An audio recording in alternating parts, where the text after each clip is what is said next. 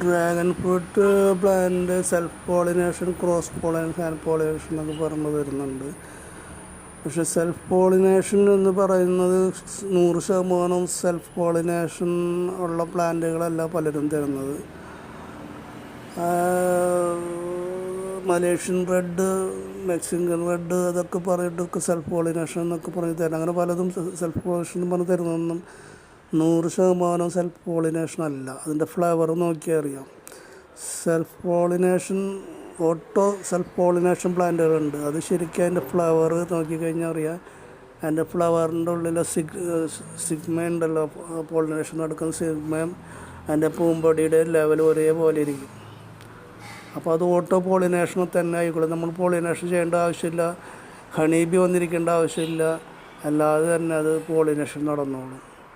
മഴ പെയ്താലും ഒക്കെ പോളിനേഷൻ നടക്കും. ആ ഒരു വെറൈറ്റി ഉണ്ട്. ആ വെറൈറ്റിയാണ് ശരിക്ക് സെൽഫ് പോളിനേഷൻ.